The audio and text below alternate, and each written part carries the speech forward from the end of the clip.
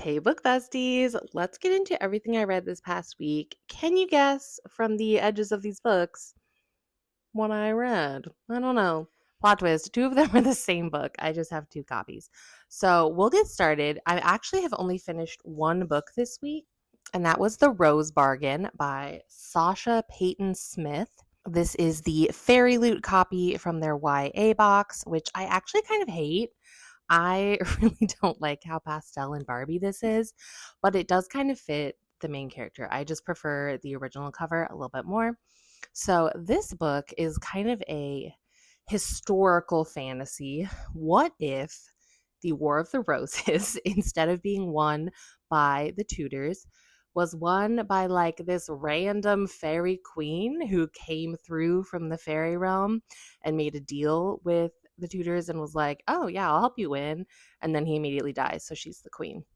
And so our main character, Ivy, is a young woman who it's time for her to debut. This is very like Bridgerton meets The Bachelor. And so Ivy is ready to debut. And in this world, since the fairy queen has taken over, all of the girls who are ready to like debut and begin their adventure on the marriage market make a bargain with her. Now, some of them bargain for like prettier hair or, talent playing the pianoforte. Ivy's mother bargained to have the best memory. So her mom can like remember everything.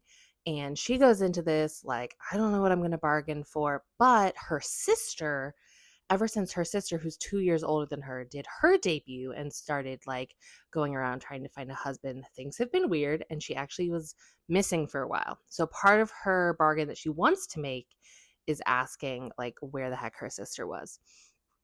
But plot twist, when it's time for all of the lovely ladies to line up and do their bargain, the queen is like, "Hey, actually, it is my son. He is ready to find a wife." So they're going to have a competition to see who can be his wife. So she's like, "Anybody who wants to partake in this competition, come sign your name literally in blood and you will be entered. But if you lose, you can't marry anyone else." So it's kind of like a tough situation, but Ivy's like, "You know what? Fine, I'll do it. I think I can win." And so she agrees, and there's 24 girls originally.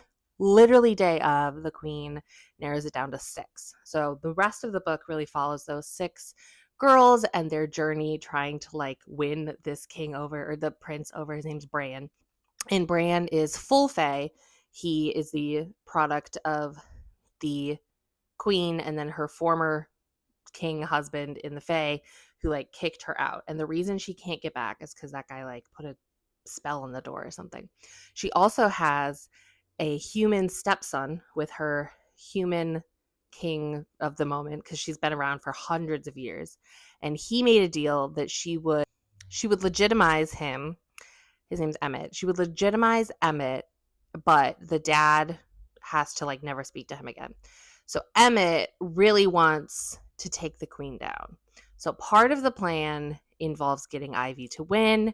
It's pretty interesting, I will say. I gave this 4 stars. I did enjoy the audiobook. I think the audiobook was good.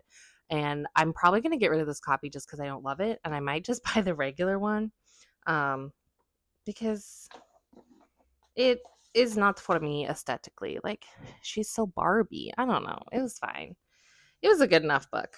So that was the only book I finished so far, but then let me tell you the 2 books that I'm in the middle of. So first, I am in the middle of reading, I think I'm about 75% through with this book, The Fire Beneath Azura by John C. Griffin. Now, kind of funny how I came to have this book. A friend that I met via internet when I used to stream, this author is a friend of his, and so I was like, "Oh, I'll check it out. It's interesting."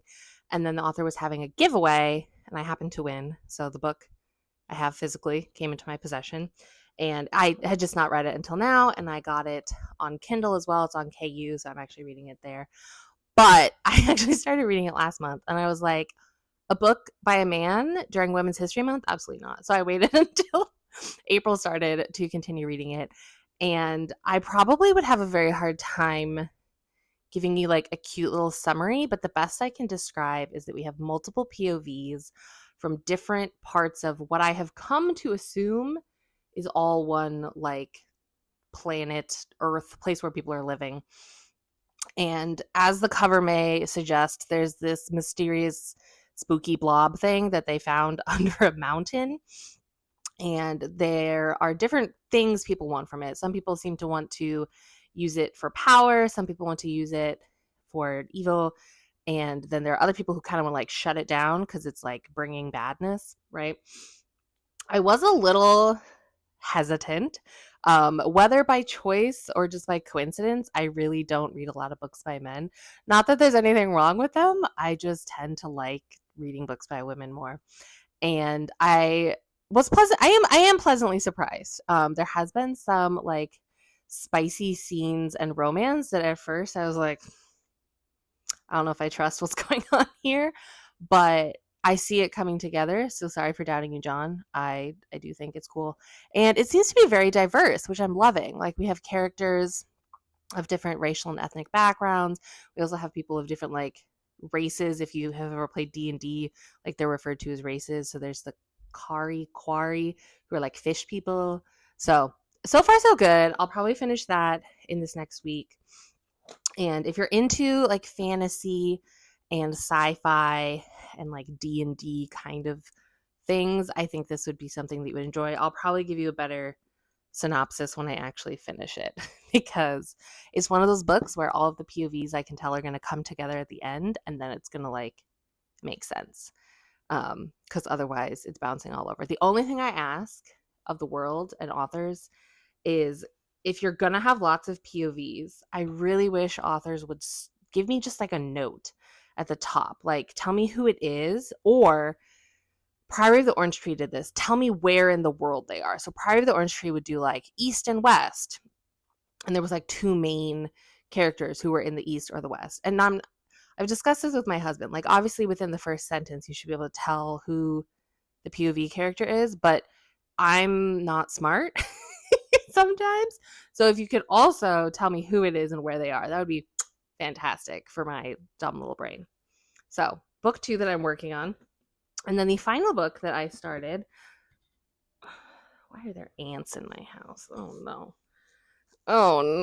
The final book that I started listening to, that if I'm being honest, I might stop listening to and just read on my Kindle or physically, because it only has one narrator, because it's a single POV book, and she has a very bad man voice, which can really make or break a book. Like if it's a single narrator for a book and they're using a different voice for like male characters, you really got to be able to do it well. And hers is just kind of like gravelly. I don't know. But anyway, the book is Heavenly Bodies by Imani Ereu, which I won't get into the whole like wormhole that I fell down. She has a very, I would say, ethnic sounding name. Like you're like, oh, where is she from? Like that doesn't sound European or, English. She's literally from like the north of the UK. Like, girl, what? Anyway, so this book, Heavenly Bodies, I have 2 copies of. I have the Fairy Loot Romantasy copy, which is highly sought after, so I feel very special. But then I also got the Waterstones edition because I really like astrology. So I'm not super far into it. I think I'm like 25, 30%. And it's kind of a world very like, like Avatar, where people have fire power and water power and whatever. So like the main character, her name is Alana. She has like shadow power, but also 2 other powers. So her having the power of the 3 makes her special. And her family's all dead. And so she gets like kind of captured by the other kingdom, who is not really their friend. And he has fire, light power, like, ooh, right? And he's all grumpy and whatever. So he's trying to train her because they want to kill basically one of their gods. All of their gods are called stars. And like at the beginning, there's this whole thing that lays out like who the stars are and what they are stars of. So there's Ariete, king of the stars, god of wrath, war and blood, also known as the tyrant, patron star of Perses. So it just like kind of goes on and on. And I would say it's interesting so far. It definitely has one of those like typical romantic-y starts where you have like the girl and now she's being trained by the guy and now she's like friends with her maid and the guy has a comedic relief friend. So I'm hoping I really like it because I did get 2 copies of this, but I might have to give the audiobook a break because she's trying to do this like moody, 19, 20-year-old guy voice and it's just not working for me at all. And then I'm not reading it, but I just wanted to show off something I bought last weekend because I went on a walk and I always stop by Open Books, which by the way, you can actually still donate to my readathon, although I have met my goal and I think donations officially cut off on the 14th of April, but you still can if you want to support a local bookstore and their literacy and book access program. So that'll be below. But I bought a graphic novel. I don't own any graphic novels. I think my husband owns a few. Like we have like Mouse. And then one of our friends has like all of the Laura Olympus, which I've loved. And I have really gotten into reading. Well, I've paused, but I was really into reading webtoons. And this was one that people suggested to me. As you can tell, we got a spooky dude in his suit of armor, but he's a suitor anyway, and then some cute little girls. So I can only assume that they're gonna fall in love because that's how that always works, right? But I decided, you know what? It's they're used books. I was like, I can grab it, read it, see what it's like, and hopefully it's good because I love that. First of all reading is reading. So reading a graphic novel, reading a comic, whatever, is still reading, and I think that's really important. Let me get on my soapbox real quick. When I was a teacher, I taught Spanish, but like talking to kids and like encouraging them to read is really hard because they view reading as like this. They're like, it has to be a hardback book. It has to be something serious. Like it can't be what I'm interested in, but like read whatever you want. If a kid wants to read manga, like that's still reading and it's still important. It will help them grow their literacy. Obviously, we want, students to be reading things that are at high levels and like encourage critical thinking, but anything to get them into it is important. And I think sometimes we get a little, I don't know, gatekeepy, or like audiobooks don't count as reading, or just all that kind of stuff is so ridiculous. Like reading is reading no matter what form you do it in. Anyway, there's my little soapbox. I don't know what I'm doing. And then finally, one last thing. I want to show off my Folk of the Air books from Fairy Loot. Hold on. I feel like I don't talk about how much I loved this series enough, but I did love it. So I got the whole like box set, I guess, kind of from Fairy Loot. So we have the Cruel Prince. They have these beautiful gold edges and like quotes on the back, and there's so much art. Every single book, I'm gonna see if I can do this one-handed. Every single book has different end papers, front and back. So they also have this beautiful hard case. Let's see if I can do it one-handed because I've got my microphone on my thing. I don't know why I chose to do this. Okay, so here's the first. We have Jude and her sisters and Oak, little baby Oak, if you know, like he has his own book series then where he's all grown up. And then we also have Cardan and the other like kind of crew from the main book. So that's book 1. And then book 2, The Wicked King. I also really like the jewel tones. So again, shiny edges.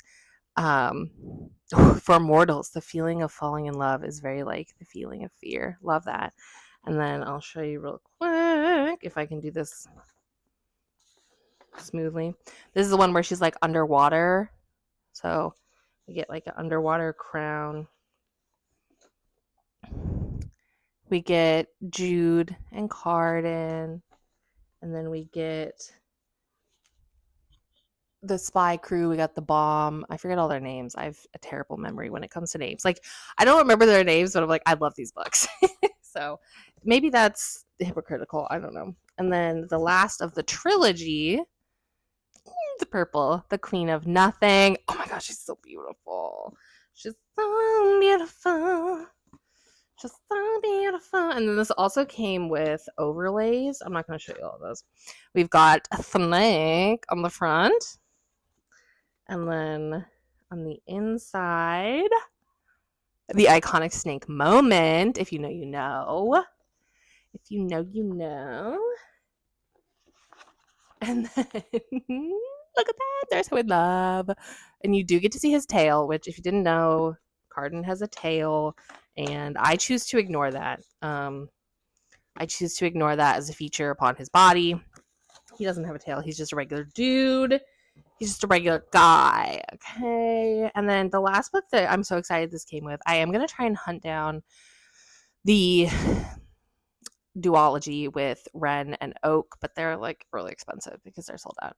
Is How the King of Elfheim Learned to Hate Stories. And this is kind of like a, not necessarily a prequel, but like just like a companion book, specifically about Cardan and like when he was young.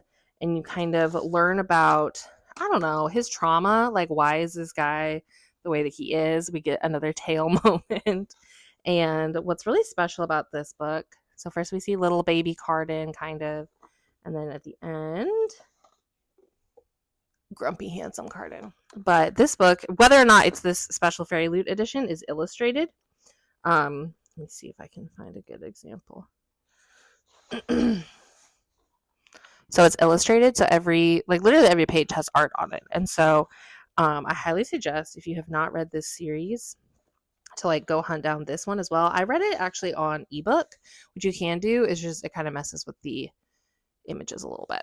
So that's like a little mini book haul because they're so cool. I'm so excited. And I think that's it. Make sure to like, comment, subscribe to come back and see what I read next week. See ya.